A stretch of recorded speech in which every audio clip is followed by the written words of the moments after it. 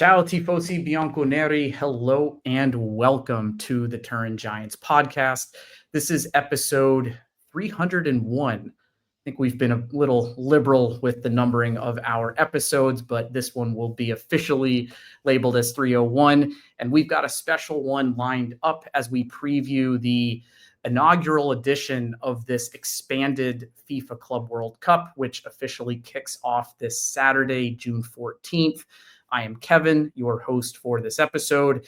As you can see, this is not my, for those of you who are watching and not just taking this in via audio, I'm not in my typical recording location. I'm back in Italy for a lot of this summer. I'm spending a lot of time in Turin.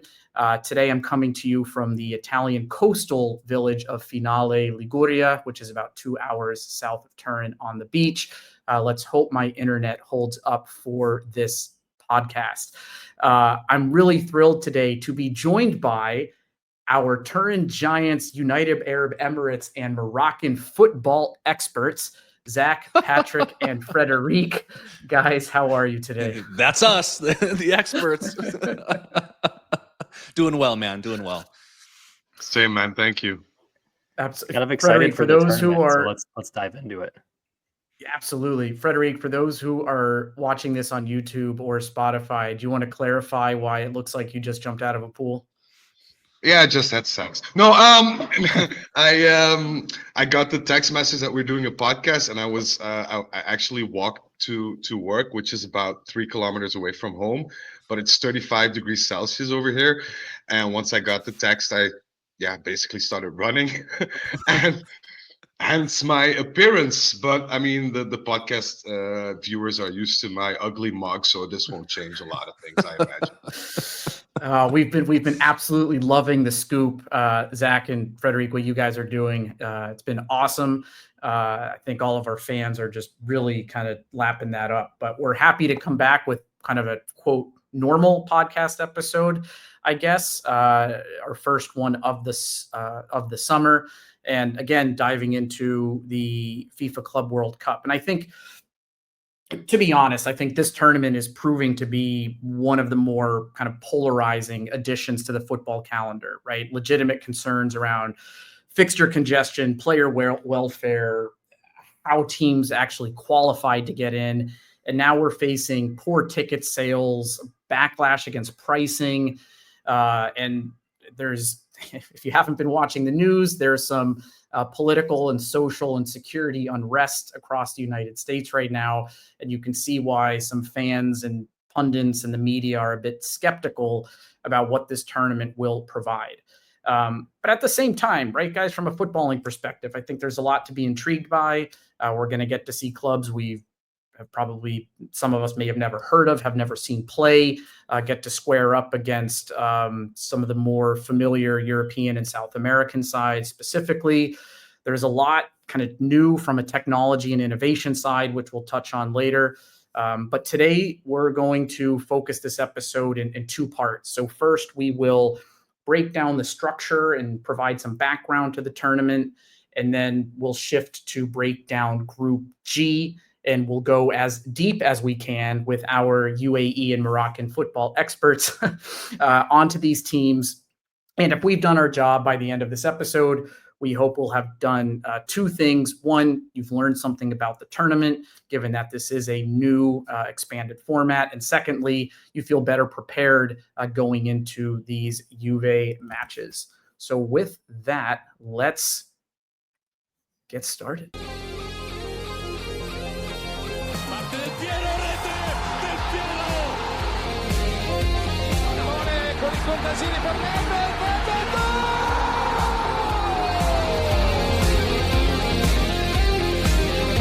Conclusione rete, Andrea Pirlo, un gol pazzesco. Del Piero, Alex, Del Piero. Sulla compagna di Pogacar, Pogba, rete, un gol incredibile. Pogba fa esplodere lo Juventus Stadium.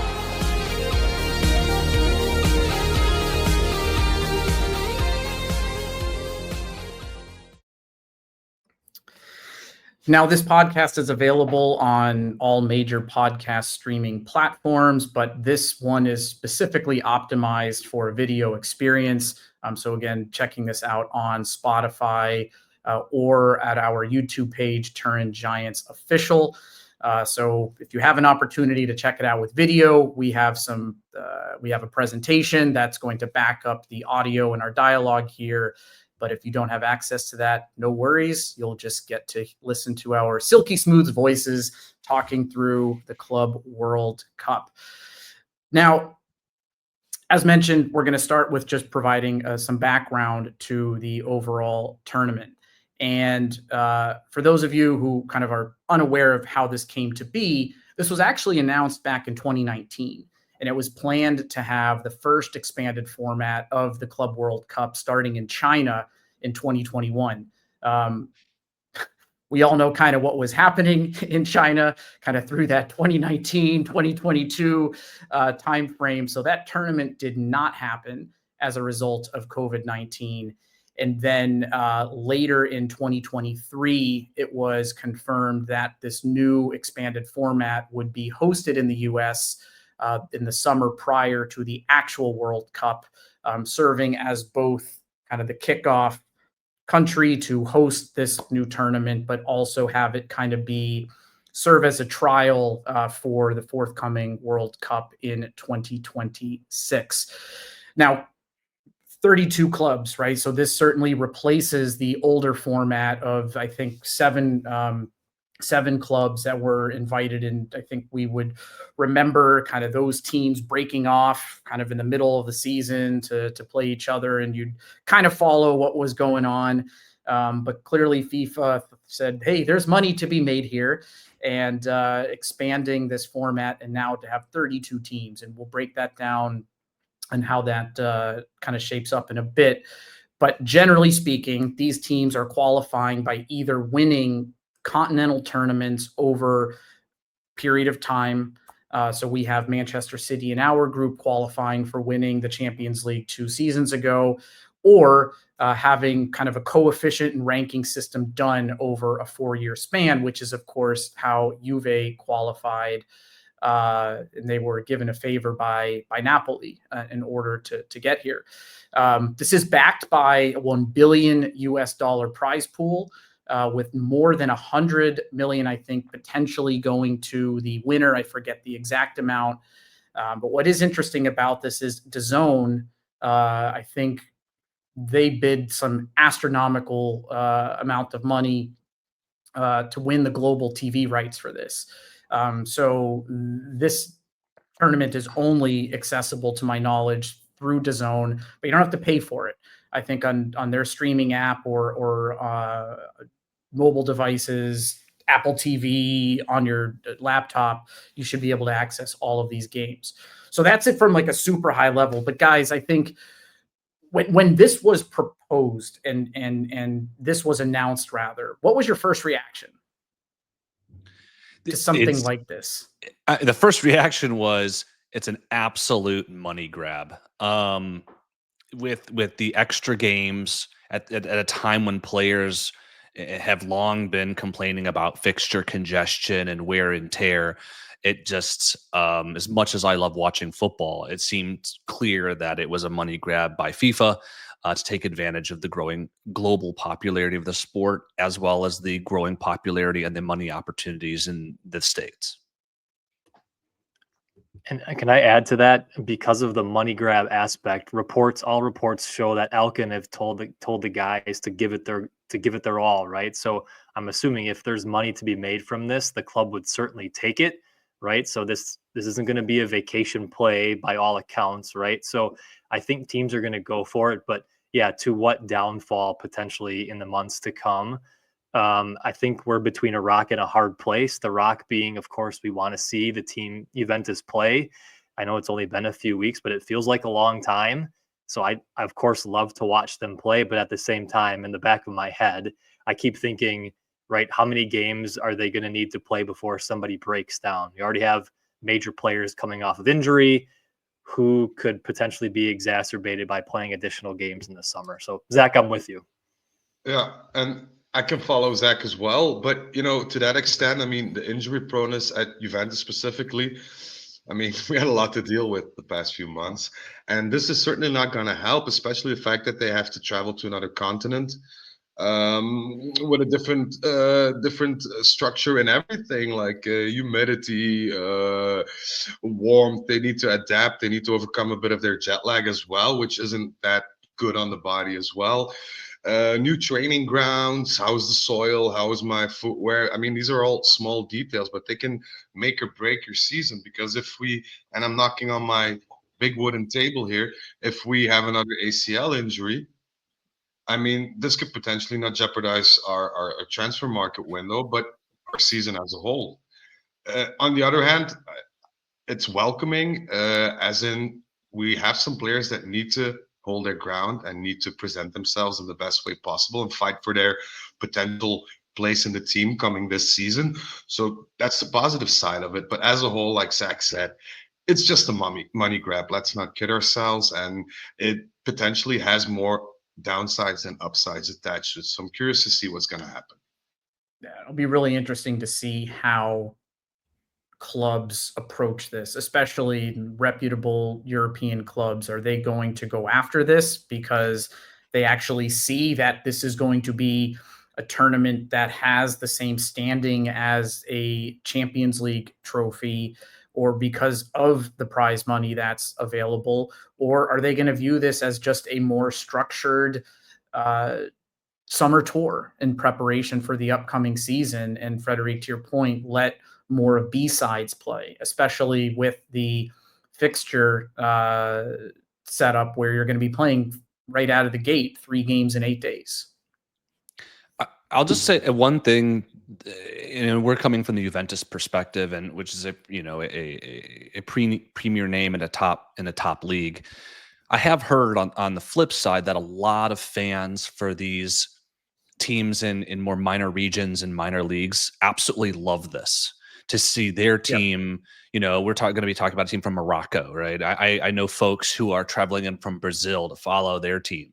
I think some of these teams from what Europeans might consider more minor countries or leagues, I think they love this opportunity to give their team some focus on the global stage, as well as to play against premier opposition. So I think to some extent, I think fans of the more premier teams, the European teams, kind of have some skepticism to it. But it seems like a lot of the teams from the quote unquote lesser leagues and their fans love this. And that is definitely one of the more kind of positive sides to this overall experience. Mm-hmm. Let's take a look at where we'll be playing. So we will be seeing games from across 12 major U.S. cities, really coast to coast. I think what becomes interesting is how certain teams will have to travel. So I know when we look at Juve, they'll be starting in kind of the Northeast and kind of upper Atlantic and going all the way down to Florida. This is not just like taking the train to Bologna, right? I mean, they've got to get on flights and train and unpack, get in a whole new hotel room, find a new training center.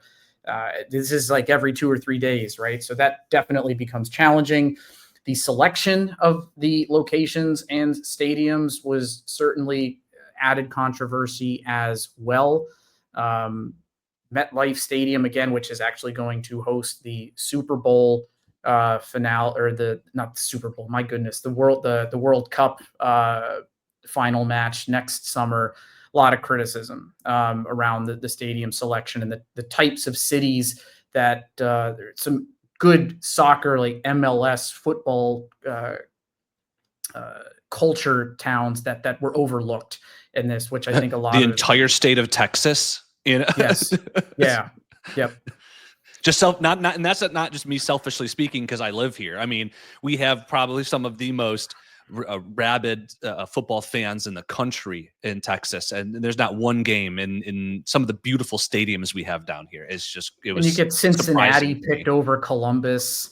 You don't have Portland. I mean, in the whole Texas thing, absolutely. I mean, Really, let's be really, clear here. This is also from the U.S.'s point of view, a dry run for next summer, right? Mhm. So I Yep. think some of these locations were picked for that fact because, as people probably know, the World Cup will be hosted here in the States next summer. And a lot of these locations are double booked for the Club World Cup and then the World Cup next summer. Yeah. So I think this is a trial run.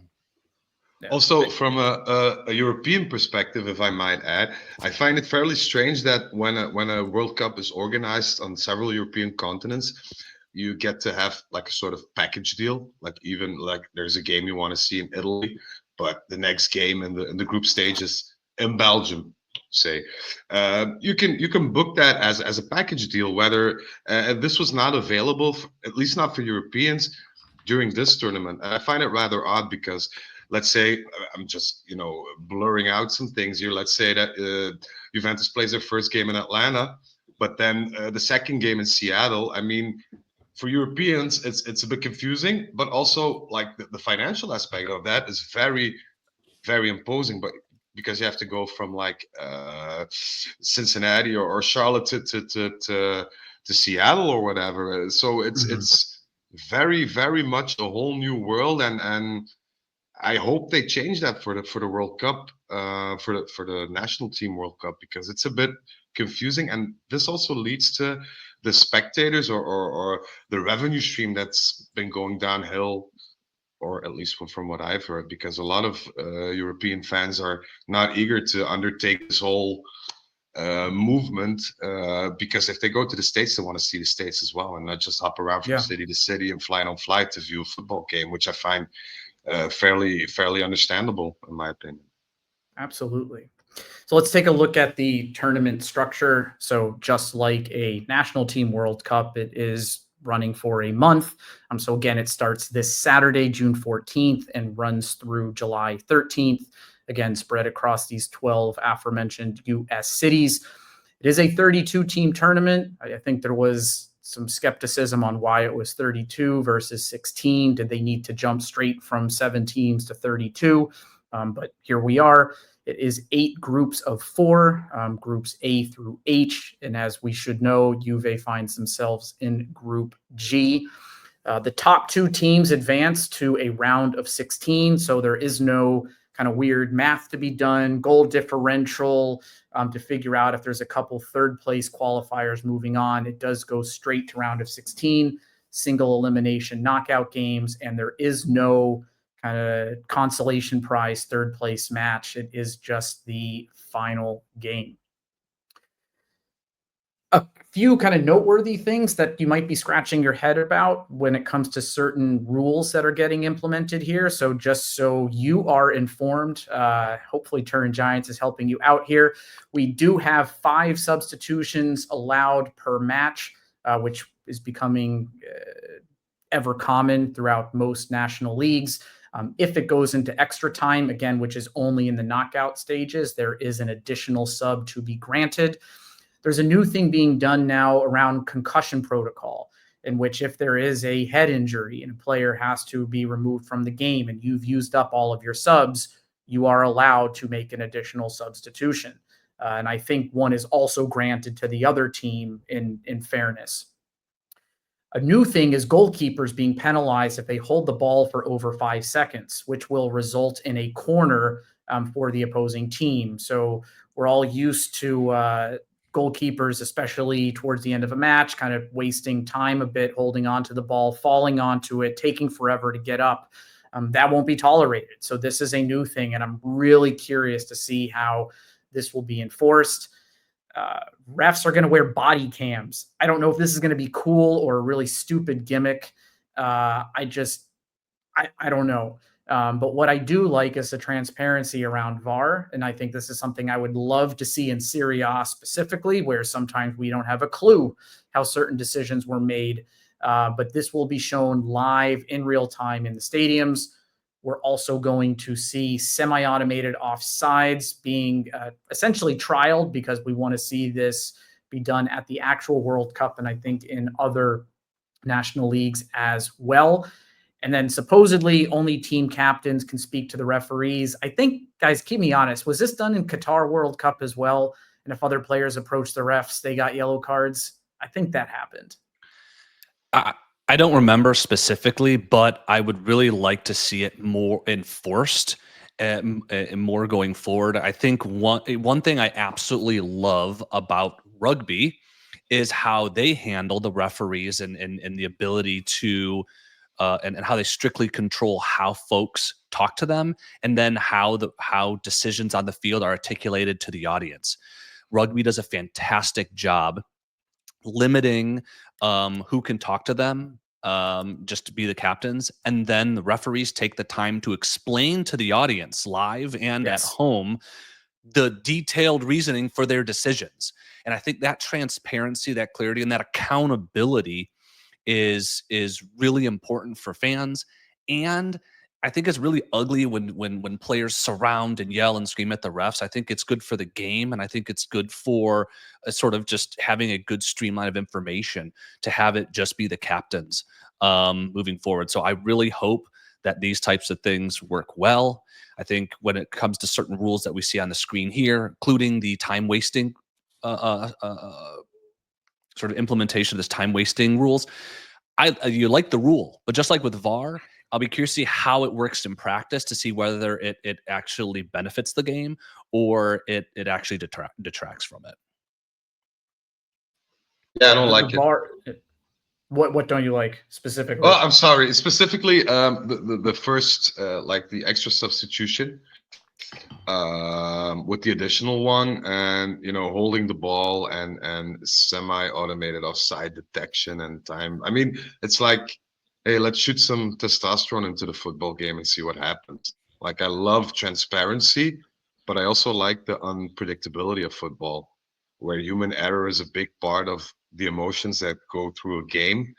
And in my opinion, if you strip too much of those emotions, even being as clear as you can or as transparent as you can, you take a bit away from the experience, in my opinion. And I do agree that sometimes decisions are not in a team's favor or what have you not. But I also feel like that's something that makes the game worthwhile. Like bad luck fighting back from a undeserved penalty or something.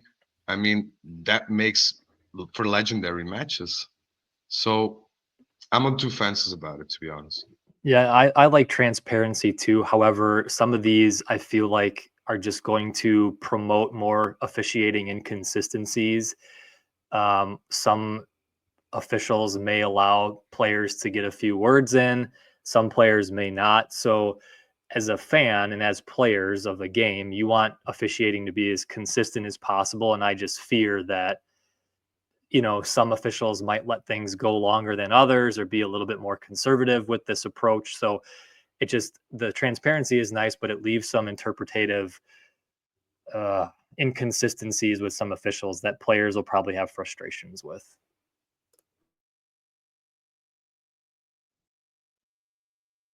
I think what we see here also kind of blends into just some of the controversy and some of the reactions that we're seeing across this tournament, and some of which we've talked about already. But before we get into our Group G preview, I do want to unpack this a little bit here. So we've talked about fixture congestion is a major concern, right? And these players are no longer, who are playing at top clubs, top players, are no longer really having any time to relax and get and go any meaningful period of time without having the stress of more games, because we have the World Cup coming right around the corner, and then the year after we'll be looking at another Euro, I believe. Or no, that would be 2028, not 2027. But the fixture congestion is a real problem, right? And there was a lot of pushback from FIFPro, from a lot of meaningful players on the international stage talking about this. If they were going to do this, I don't know when else during the season they would have done it. I think a mid-season break would have been like what was done with Qatar, not very supported. So I think if they were going to do this, this was the time to do it. But still, it's very challenging. We've talked about this as a money grab, right? And it's I think there's a lot of truth in that. We can talk a bit more about that later. I also think there's people saying that this is just Infantino trying to put more money in the pockets of the federations to vote for him, right? So his current term ends in 2027. He is able to run for a third and final time, which would see him be president through 2031. But I mean, FIFA technically is they're a non-profit organization, despite the crazy amounts of money that comes through it, right? And the money goes back to the federations, and this is a clean way of clean, air quotes, right, way of bringing in yet again more revenue.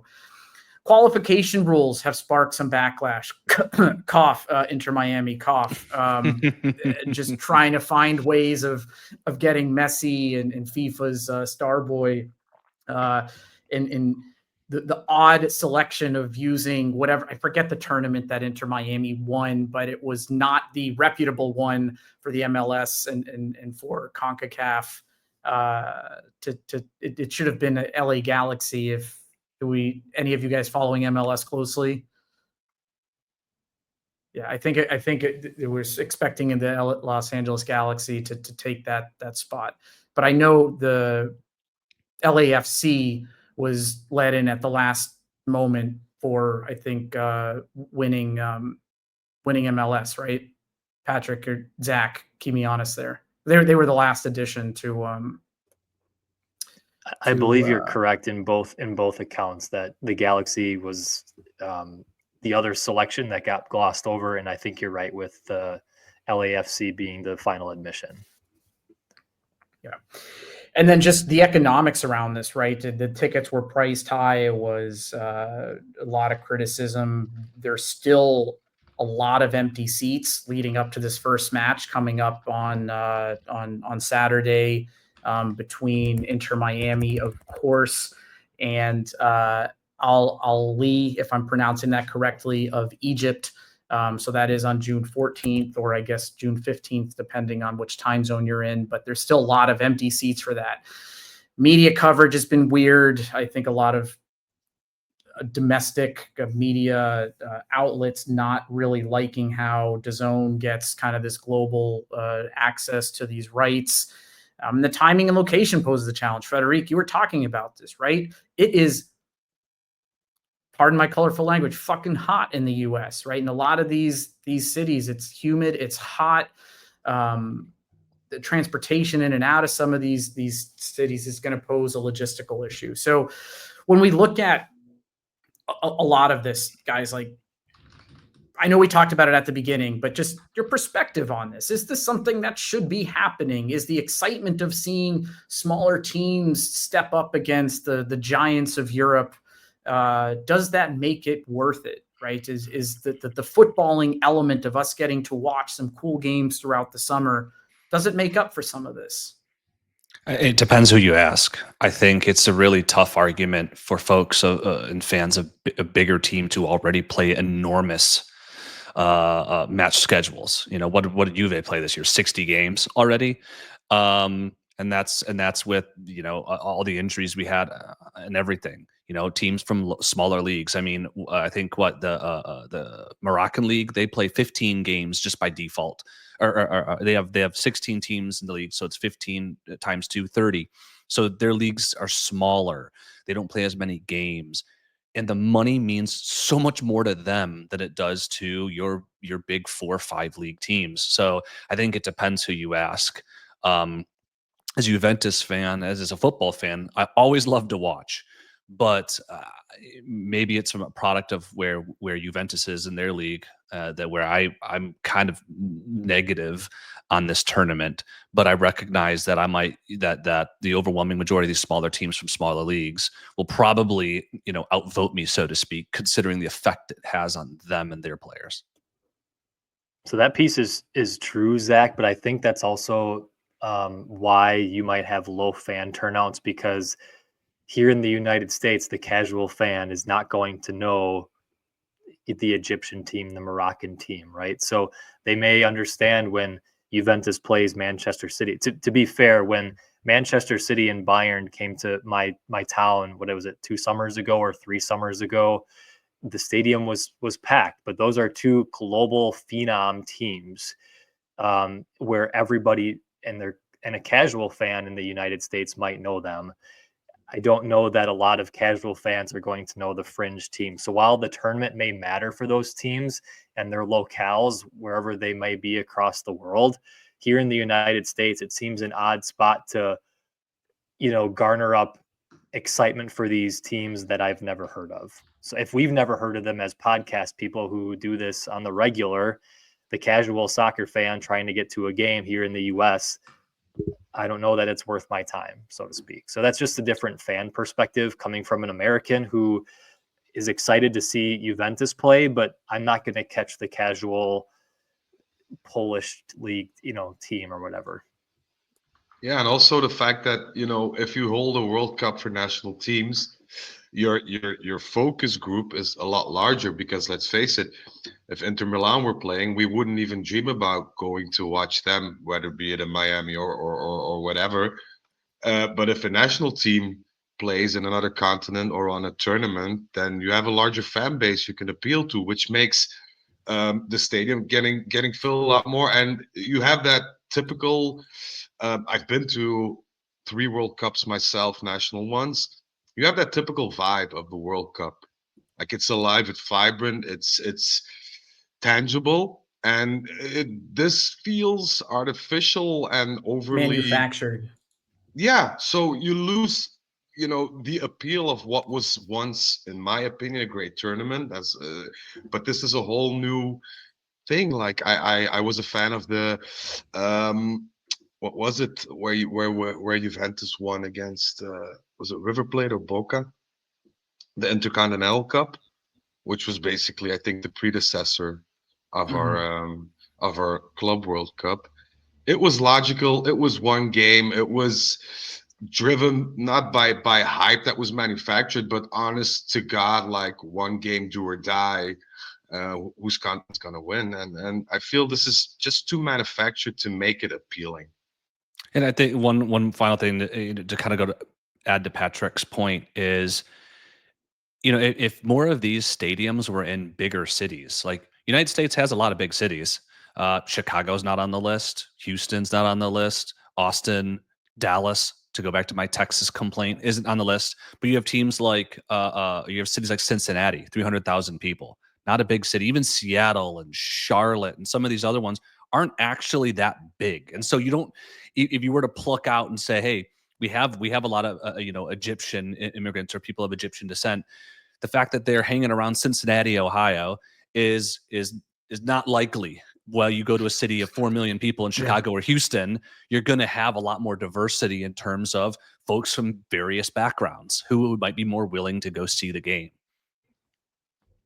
Yeah, I think these are all valid points, and I think collectively we share a similar mindset around being skeptical and a bit frustrated with the addition of this tournament to the calendar and for what it represents, especially through the lens of being a Juventus fan and not a fan of one of these teams from perhaps lesser known nationalities and local leagues. But there are football games to watch, and Juve has at least 3 to play. So let's break those down a little bit. So Group G, getting into part 2 here. So this was the order for which the clubs were drawn. So we have Manchester City from England. We have Wydad AC of Morocco coming from Casablanca. I just looked up the pronunciation on this, and I apologize to anyone from the UAE listening, but Alain, if I'm saying that correctly. So they were the 3rd team, and then Juve was drawn 4th, rounding out Group G. So representatives again from England, Morocco, UAE, and Italy. So now we're going to go through team by team in the order of the matches. And we start with, actually, hold on. I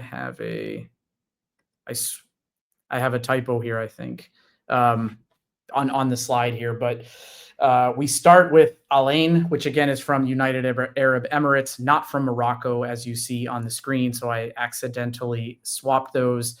But the first game coming up is on June 18th at 9 p.m. Local time in the US. So if you're watching this game in Europe or elsewhere, kind of further east, this is going to be in the middle of the night, kind of really early morning for you. So Al Ain qualified through winning the 2024 AFC Champions League. But this season did not quite go so well. They finished 6th in the UAE Pro League. They actually crashed out of the AFC Champions League in the group stage, finishing 12th, which in the AFC Champions League, you're put into two tables, two groups of 12, and they finished 12th. So they did have a challenging season. From what I've been able to read about Al Ain, they have and play with quick transitions. They've got some speedy folks on the front line. They do play with a high tempo, and typically they're lining up in a 4-1-4-1. So the coach, Vladimir Ivic, likes to have a central defensive midfielder sitting right in front of the four-man back line, anchoring what is inevitably with all intents and purposes plays as a five-man midfield with the lone forward, who typically is, again, my apologies for pronunciation, but Kodiolaba, who has been really prolific for them just over this past season. He did score a total of 22 goals across all competitions. And their central midfielder, attacking midfielder, Kaku, who comes from Paraguay, if I'm not mistaken, played in almost all of the matches, adding 10 goals as well. So this will be our first game. My instinct is that this should be probably one of the most winnable games, given how Al Ain played this year and the quality of football of the UAE league. This, I think, has to be a guaranteed 3 points for Juve. I imagine Tudor's probably lining up a bit with a bit of a B team, playing some players who didn't Rugani finish the season. masterclass. Yeah, that we could be seeing that and Kostic out on the left, but we will see. Again, I apologize for those watching the video. I added the wrong country here. So Al Ain, again, is from UAE, not Morocco. But Zach, Patrick, Frederic, anything else you'd want to add to anything you may know about Al Ain? Perhaps in jest, but 22 goals. I mean, is he for sale? 33 years. He's 33. So he's at the tail end of his career. No, but he was this team, and I won't butcher the pronunciation, so I won't even try. But they scored a lot and they conceded a lot. Okay, and a team like Juventus that has shown a leakiness in defense, on any given day, a team like this that can score a lot of goals, and showing how sometimes benign we are in attack could cause a surprise. And so their coach Ivic, who's only joined in February, so similarly to actually, I think the other coaches in this league, Wadad and us, Tudor, have just recent joining coaches, still trying to develop and work with them. So there might be a little bit of opportunity for him to pull some things. I've seen them line up with a three-man back line as well. So it'll be curious to see what formation they come in, whether they try something new, and to just be wary of the fact they can attack with a little bit of venom. Yeah. Also, a small fun fact, if I may, if I'm not mistaken, because guys, if I'm mistaken, correct me, especially the people at home. I think in 2016, when our current coach Igor Tudor was relieved from his duties at PAOK Saloniki, I think it was Ivic who then replaced him, if I'm not mistaken. Interesting. We'll have to have the folks at home Google that for us. That's not something I can speak to, but Yeah. but again, this one coming up June 18th, potentially June 19th, again, depending on your time zone. That will be our first match, and hopefully that should be 3 points for us. But with this Juve side, nothing is guaranteed. Moving on to the second match, Zach, do you want to take us through Wydad? And again, not from UAE, they are from Morocco. My apologies on the typo. Yep, Wydad, we're going to be playing this weekend in Philadelphia. They come from Morocco. They qualified by winning the African Champions League several years ago. This past season, they finished third in their league. Kind of similar to Juventus in that they struggled to score goals, but they had a pretty good defense that brought them to that third place position. They predominantly play as a 4-2-3-1 under manager, and forgive my pronunciation, Mohammed Ben Hashem. He joined their team just in April, so he's fairly new, but they do have a couple prolific attackers in Mohamed Rehi, and especially maybe their most dangerous player who plays both striker or in the hole, depending on the players they pick, is Cassius Mailula. So here's looking at you, kid, because that guy is dangerous.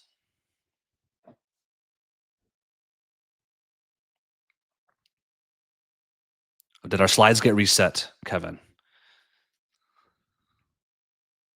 Yes, you should see those now. I fixed Okay. the countries. That All was aggravating me. Sorry. Thank you. Yeah, I kind of paused and I'm like, where'd the slides go? Yeah, this is also a game. You know, both Al Ain and Wydad are games that Juventus should easily control.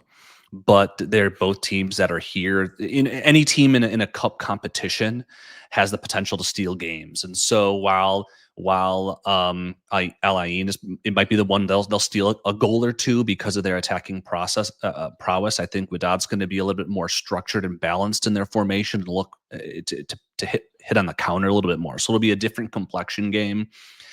Philadelphia hopefully will be cooler than DC and as well as Florida, which promise to be sweltering.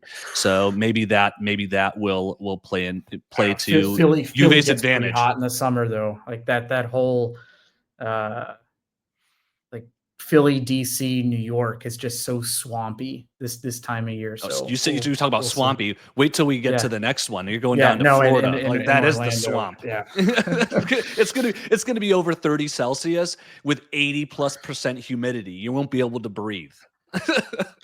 and hopefully by the time we're getting to this third match, hopefully we'll have qualified already. The good thing is for actually both Juve and Manchester City, if you win your first two games, you're through, right? Like in this like 4-team setup in a group, you get 6 points, you're going through. Just like mathematically, that's generally how it's just going to play out. Before we go to Manchester City, anybody have any additional insight on Wydad? Zach, thanks for taking us through. Mm-hmm. All right, Patrick, why don't you introduce our third opponent, one who we've actually have beaten already this past season.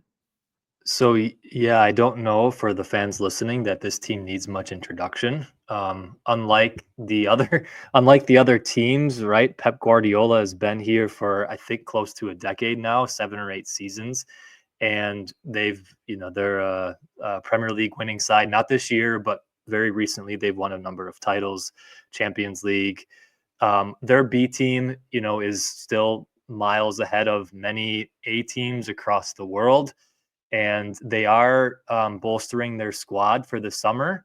So I know on the slide here, you have Guardiola, Reinders, Haaland, right? They have some other new guys, Cherki's now on the team. They are bringing Ait Nouri along. So they're bringing their new faces. And even though they're new, they're not B team players. These guys could step into many teams, even in the Champions League. So again, not much introduction here to Manchester City. However, we know that Juventus is the bane of Manchester City, at least recently, right? With the dominating victory in the Champions League this past season. So while we hope that Juventus has earned 6 points already, one might suggest that because Manchester City is afraid of Juventus because of the past season's result, it should be an easy 9 points for Juventus in this group. Is that a fair assessment to say, everybody? There I you think go. so. I think we'll make it to the final like without breaking a sweat even. I mean, I know And, Frederick it is must already be is said- sweating harder than Juventus Yeah. will. Yeah. It must be said, the G group that Juventus is in would play either the first or second place team from Group H, and that would very likely one of those would be Real Madrid.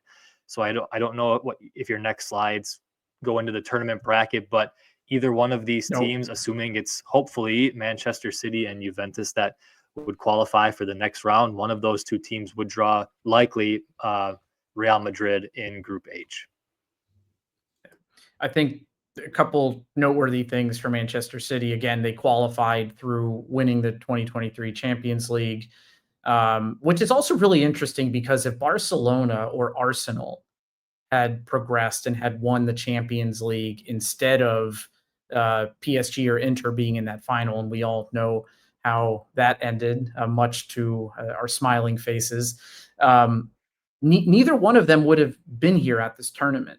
So it is kind of a weird thing in how the selection was done that the Champions League winner from this season would not have participated. So I think something for them to sort out. But a trophyless season for Manchester City, I guess if you assume that the Community Shield is actually a trophy, I don't know. But it was not a great season for them. I'm interested to see Reiners. So, I mean, coming over from Milan and that huge kind of 70+ million euro deal, their midfield is stacked, right? I mean, Rodri should be back. I'm just really interested to see where he fits in or who else they'll be selling. But I imagine we'll see a lot of him this tournament and how Pep's going to use him. Even without Kevin De Bruyne, who, as we know, joined another blue, similarly colored team, their midfield is stacked. I mean, their whole team is stacked. But, so when you look at the next round, the Real Madrid was a great call out. And I think it'd be super cool to play them and see them under their new coach. Just sort of looking at the other teams, and a team that I would love to play as well is the Pachuca from Mexico. I think the Mexican fans always show up with a lot of passion. Obviously, this is close by, and so I think to be a part of that and to just have the Mexican fans creating just an amazing hostile atmosphere for Juventus, I think would be a lot of fun. To witness and see. So I think fans should recall that the last time Juventus played Real Madrid in the United States, it was a victory for Juventus as well. All right, so Patrick is just calling guaranteed easy wins across this tournament. But yeah, there's definitely some cool potential matchups. And let's finish with our own Juventus. Freddie, why don't you kind of give us a profile of our team? Yeah, one of the lesser known teams around the globe, but here we go. So we qualified because during our tenure for about 4 years that we won our own competition, and also I think the coefficient that we upheld made us qualify for this. This was not a very good season. If you don't believe me, just click back and watch all of our podcasts that we recorded this season with a trip down nostalgia lane. And under Tudor, we try to play aggressively, and we look forward to seeing more of that, because I think that was something that we were lacking a bit in the dying games of our season due to the pressure. So let's see what Tudor can do for us in terms of growth on this tournament. And of course, the player to watch, in my opinion, or the place to watch, in our opinion, are of course Kenan Yildiz, who will shortly extend his contract. Should be done in the US itself, if I'm not mistaken. Our midfield bulldozer, Kefren Turam, and our loanee for the moment, Randall Colomwani. So we have potential, but let's see how Tudor sticks it all together, and if we can eventually differentiate ourselves from the Juventus that we have been these last couple of months, which were dreadful. I think there's also a couple players to watch simply because they might be playing themselves into or out of a job at Juventus. I mean, I think Frederic, we've talked about this on the scoop. Douglas Luiz, we had a conversation with Tudor, correct, where they basically said we'll give you an opportunity, but you got to prove it. We have guys like Chico who got extended for this tournament, who, depending on how he grows or doesn't under Tudor and executes in this tournament, might be returning to his parent club. You have guys who didn't play under a Tudor at all that have a lot of interest from other clubs like Mbangula. So there's those are at least three off the top of my head where their involvement in this tournament and how they play could very well determine their place on a team. And you have the loanies, Rugani and Kostic as well. Frederic, is there anybody I'm missing that really has to have a good tournament?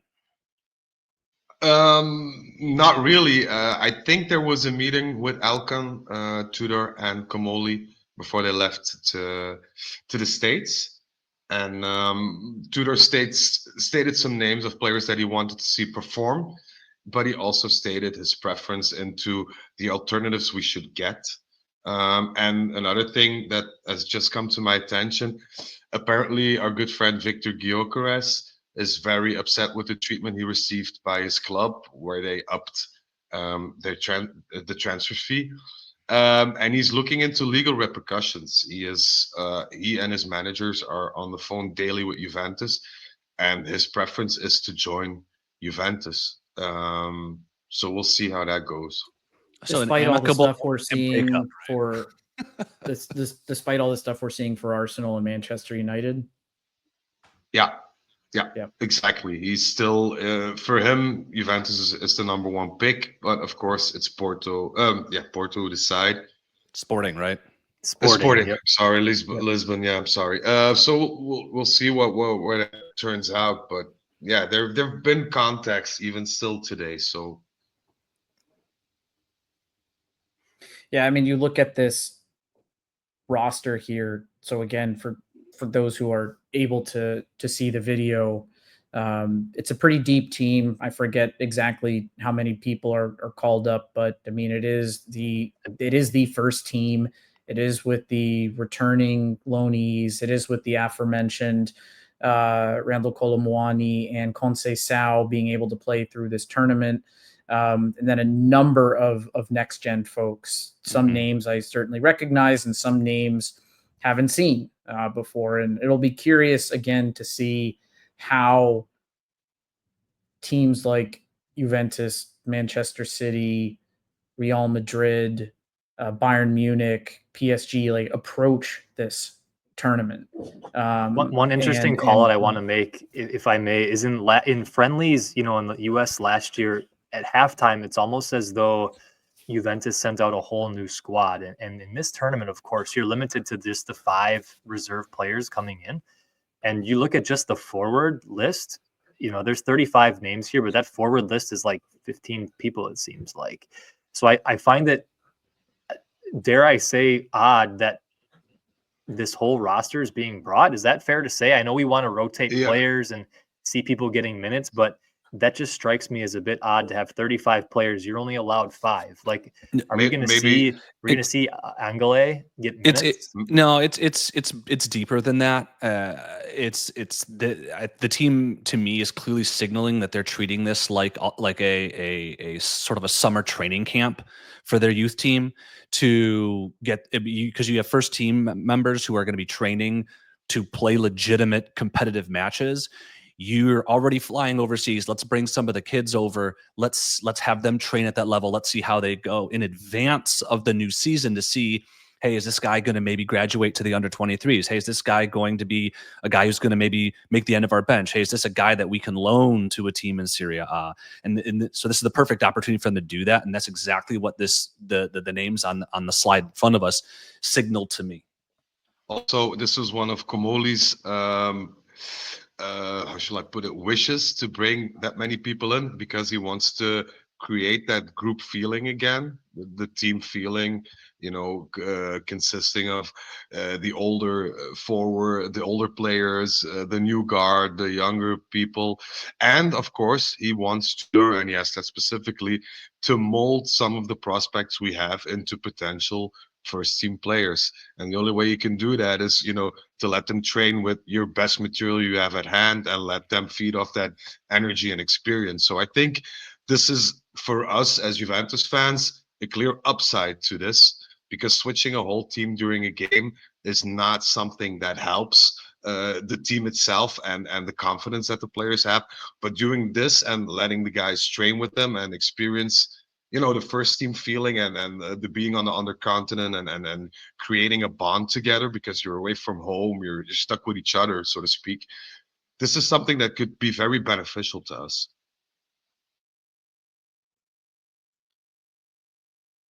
So we're approaching the hour mark, and we've gotten through background of the tournament, some of the controversy and energy and kind of media perspective surrounding it. We've gotten through our kind of high-level preview of Group G to the best of our ability. So as we kind of wrap this up, guys, any final thoughts? And despite all of our skepticism of the tournament, it bears repeating that I and we love football, and so since we have the games, we'll be tuning in, and we'll, of course, as a podcast team, do our post games and kind of stay engaged with y'all throughout this tournament. Also, if I might add, even though we spoke about this on the last episode of The Scoop, we have no technical director and no sporting director as of now. Let's keep an eye open on the things that are going to happen in the US, because I don't think that we'll just focus on the matches, just the matches. I think we'll see some news, but stay tuned to The Scoop. I mean, if we have some info, we'll probably feed it to y'all. And I just hope we can. And now, Freddy Scoops with The Scoop. He's the best in the business, see? If I'd known, I would have brought my fedora. But let's just keep an eye out for everything transfer related, because I think once this wheel will be set in motion, we'll see a lot of incoming and outgoing transfers all in one. I think they're preparing the terrains a bit. Final thoughts for me, and I agree with Zach, right? That we're going to be tuning in. I've never been a player at a competitive level like this, but I do know when you go to events or tournaments with a group, there is a sort of bonding that occurs, right? Just so from a chemistry perspective, I think the team can use this. So, Zach, when you brought up that some of the youth guys are there to challenge the first team in training, but also see what they get, right? It's a way to sort of facilitate that chemistry from the senior team on downward. So despite the minutes that guys may or may not get, I think there's a positive that comes from that, right? And just sharing the experience together. I think the players think it's cool that they're going to be able to do some of this. Additionally, we do have 2 Americans that are going to be, by all accounts, well representing the club, in McKennie and Weah during this tournament. I expect to see good minutes from them because we're on home soil for those players. So just it should be fun to watch some games despite the controversy of the tournament itself and the strain it might put on players. It will be fun to see, and I hope Juventus do take this seriously, because it proves that we're a club worth to be reckoned with. And also, if I may add, that if players perform, it might also facilitate a farewell or an extension, and we get some more clarity from these games for those reasons. Hey, and who knows? Maybe we'll get our 3rd American player. Sounds like you may have a scoop. No, Milan have offered Pulisic to us with a straight swap deal for Vlahovic. But let's say our good friend Kamoli is not convinced, but he does like Pulisic as a player. But we don't know where Vlahovic stands at the moment. And there have been some rumors that Vlahovic might stay. And I can confirm that Vlahovic's management has reached out to Comoli to discuss a possible transfer or possible prolongation of his contract. Interesting. And Comoli said, "I do not want to talk about this because he doesn't know what happened in the past with Giuntoli. So it'll be something that probably will develop throughout the Club World Cup, I imagine." So the takeaway is stay tuned to forthcoming episodes of The Scoop. So I think, guys, it's been an absolute pleasure. I certainly learned a lot myself in getting kind of prepared for this episode and recording.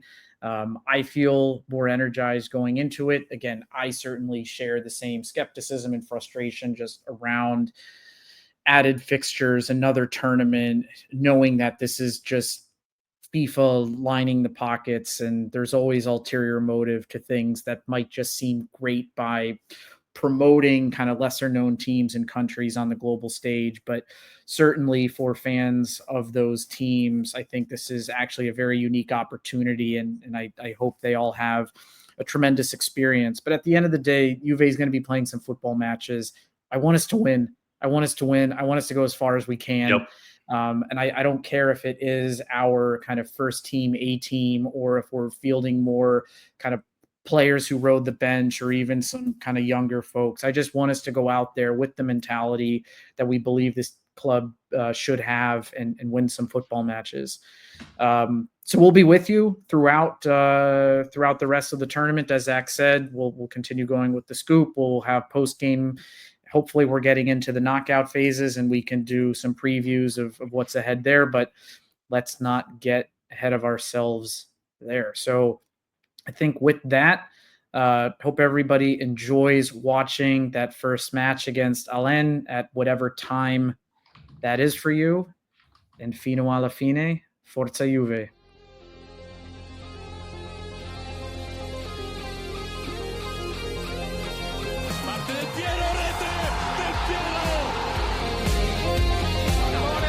Contadini per Nedved,